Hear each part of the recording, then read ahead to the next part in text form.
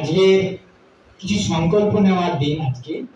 কারণ বর্তমান সময়ে আমাদের কিছু কিছু আমরা দেখছি যারা জন্ম পত্রিকাটা দেখি আমাদের খুব অনেকটা অন্যান্য পেশার থেকে বেশি চ্যালেঞ্জিং হয়ে দাঁড়ায়। কারণ আমাদের বর্তমানে আমাদের অনেক কথা বলে যে জ্যোতিষীদের প্রায় যাকে দেখায় সে বিভিন্ন রকম বলে, কারো কথা কোনো মিল হয় না। এর অনেকগুলো কারণ আছে। আপনি জ্যোতিষ দেশধারী জ্যোতিষ হলে সে জ্যোতিষের নলেজ না থাকলে সে কিন্তু আপনাকে সঠিক গাইড নাও করতে পারে। পাশাপাশি যদি খুব ভালো মাপের শিক্ষিত বড় জ্যোতিষও হয়, সেও আপনাকে একদম আপনার প্রেডিকশন 100% করতে পারবে না। তার কারণ এই জ্যোতিষ শাস্ত্রটা তিনটে কর্মের ফলের ওপর কিন্তু আমাদের বর্তমানে ফল পাওয়া যায়। আমরা যারা জ্যোতিষ করি তারা আমরা কিন্তু একটা জন্মপত্রিকা বানাই। এই জন্মপত্রিকাটা প্রারব্ধ এবং সঞ্চিত কর্মফলের একটা ব্লুপ্রিন্ট আমাদের কাছে আমরা পাই। তার উপর বিচার করে কিন্তু আমরা ভালো মন্দ, বিভিন্ন গ্রহযোগ, শুভ সময় ইত্যাদি বলে থাকি।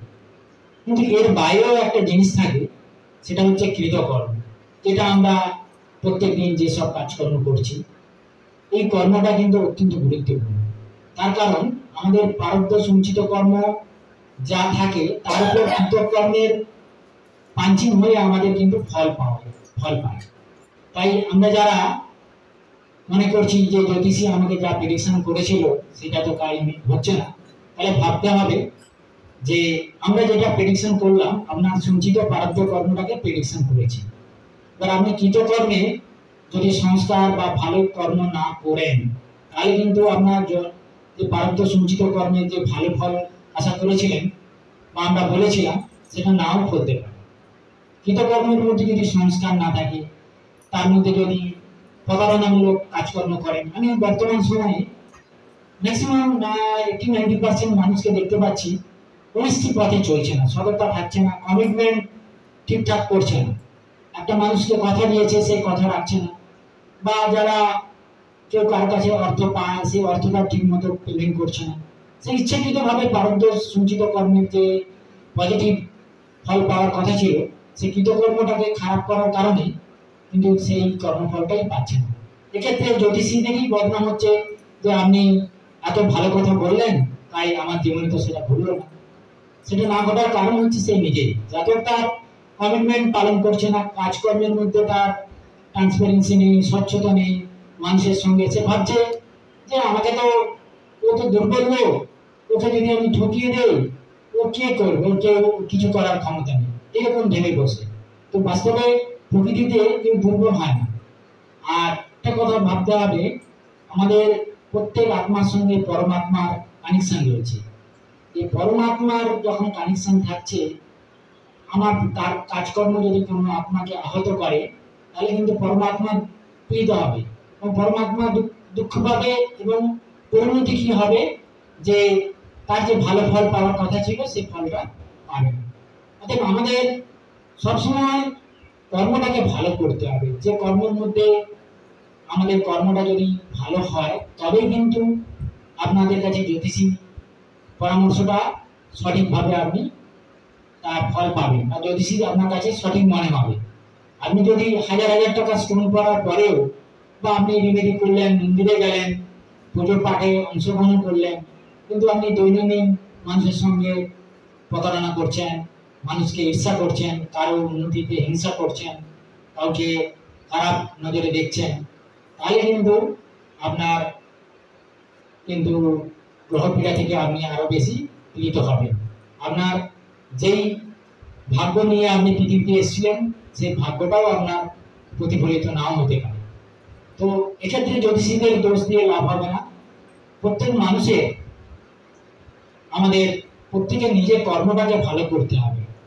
এই কর্ম যদি ভালো না করতে চেষ্টা করেন বা না করেন, তাদেরকে কেউ তার ভালো করে দেওয়ার মতো কোনো জ্যোতিষীর ক্ষমতাও নেই বা স্বয়ং ভগবানও সেই মানুষকে সাহায্য করবে না যে অন্যের ক্ষতি করার মানসিকতা রাখে, যে অন্যদিকে ঈর্ষা করে, যে অন্যকে খারাপ নজরে দেখছে বা অন্যের সঙ্গে প্রতারণা করে, এইসব কাজগুলো যারা দৈনন্দিন জীবনে করে থাকেন তাদের কাছে কিন্তু জ্যোতিষীটা একটা একটা তামাশার বিষয় হতে পারে। জ্যোতিষী তারাই তার কর্মফল পাবেন যারা তাদের কর্মের মধ্যে মনে করেন যে আমি ঈশ্বরের সেবা করছি। কর্ম যারা নিষ্ঠার সঙ্গে করে, যারা আমাদের বর্তমান সময়ে একটা খুব প্রচলিত দেখতে পাচ্ছি, মানুষ অত্যন্ত অর্থ দিয়ে মানুষের প্রচন্ড উৎসাহিত হচ্ছে, মানে অর্থই যেন শেষ কথা। এইটা থাকলে এটা হয়তো দরকার, বর্তমান সময়ে অর্থ ছাড়া কিছু হয় না, কিন্তু মানুষের ইচ্ছা এখন জেগেছে কম পরিশ্রম করে বেশি অর্থ। এটাও কিন্তু গ্রহদোষ লাগার একমাত্র কারণ হিসাবে, একটা মেজর কারণ হিসাবে বলেই আমার মনে হয়। তো কম পয়সা কম পরিশ্রম করে যদি কেউ বেশি অর্থ ইনকাম করে, গ্রহ কিন্তু তাকে সহজে করে না। আপনি পরিশ্রমের মাধ্যমে অর্থের আশা করুন, সেটাই কিন্তু আপনাকে সঠিকভাবে আপনাকে করবে, আপনাকে সেই অর্থ কিন্তু আপনার কাজে লাগবে। তো আপনি যদি আশা করেন আপনি কর্মে ফাঁকি দেবেন, কর্ম না করে আপনি, যেহেতু মালিক আপনার লক্ষ্য নজরে নেই, আপনি মালিককে ফাঁকি দিয়ে আপনি, মালিক হয়তো মানুষরূপী মানুষকে আপনি ফাঁকি দিতে পারবেন, কিন্তু ঈশ্বররূপী মালিককে কিন্তু কোনো মানুষেরই ফাঁকি দেওয়া সম্ভব নয়। তো এইটা যদি প্রত্যেকেরই মাথায় থাকে, তাহলে কিন্তু জ্যোতিষ শাস্ত্র তার কাছে ভগবানের মতো মনে হবে যেন বেদ বাক্য, তার কাছে যেন মনে হবে যেন তার কাছে সবকিছু যেন আগাম সবকিছু যেন জানতে পারছে। কিন্তু এইরকম কর্ম যদি মানুষের মধ্যে বা তার মধ্যে না থাকে, মানুষ যদি অন্য আত্মাকে দুঃখ দেওয়ার জন্যই সে যদি তার ইচ্ছে জাগ্রত থাকে, তাহলে কিন্তু জ্যোতিষ শাস্ত্র তাদেরকে কিছু সাহায্য করতে পারবে না। তাদের কাছে জ্যোতিষী একটা নিরর্থক শাস্ত্র হিসেবে বিবেচিত হবে, এটাই বলার কথা। এবং আমাদের আজকের দিনে পয়লা বৈশাখ আমাদের মধ্যে যেসব ধরনের খারাপ অভ্যাসগুলো রয়েছে, সেগুলোকে যদি আমরা একটু ত্যাগ করতে পারি, সেটা কিন্তু আমাদের জীবনের জন্য সব থেকে ভালো। বিশেষ করে বর্তমান সময়ে যে কোনো কারণে মানুষের মধ্যে একটা নেশার প্রবণতা বৃদ্ধি পেয়েছে। নেশার অভ্যাসটা যদি মানুষ কিছুটা কমাতে পারে, কারণ মানুষ নেশা করে তার ইনকামের অনেকটাই অর্থ কিন্তু সে নষ্ট করে ফেলছে। এই নেশার প্রবণতা থেকে যদি মানুষ বিরত হয়, তাহলে মানুষ কম আয় করে পারিবারিক সুখ শান্তি পেতে পারে। এই যেসব বাড়িতে নেশা করেন যেসব ব্যক্তিরা, তাদেরকে আমি একটু করজোড়ে আবেদন করব, আপনি আপনার পরিবারের ছোট ছেলে মেয়েদের কথা মাথায় রেখে, আপনার পরিবারের সদস্যদের কথা মাথায় রেখে একটা সংকল্প করুন আজকের এই শুভ দিনটাতে, যাতে করে একটা খারাপ অভ্যাস আপনার জীবন থেকে চিরতরে বিদায় নিতে পারেন। তাহলে দেখবেন আপনার পরিবার থেকে রাহু কেতু শনির মতো পাপগ্রহগুলো সব বিদায় নেবে। আপনি পরিবারে অল্প ইনকাম করেও সুন্দরভাবে আপনি সুখ শান্তি ভরিয়ে তুলতে পারবেন। রাতের ঘুম ভালো হবে, শরীর স্বাস্থ্য মন মানসিকতা সবই সুন্দর হতে পারে, শুধু আপনার একটা দৃঢ় সংকল্পের জন্য।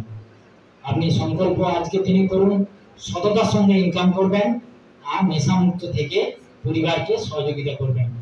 এই দুটো সংকল্প যদি আপনি আজকের দিনে নিতে পারেন, তাহলে দেখবেন আপনার কাছে নতুন বছর অত্যন্ত আনন্দময়, সুখকর এবং সুখ শান্তি ভরপুর আপনার জীবন হতে পারবে।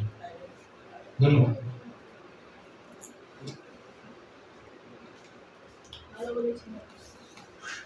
শুনেছেন বলে ভালোভাবে এটা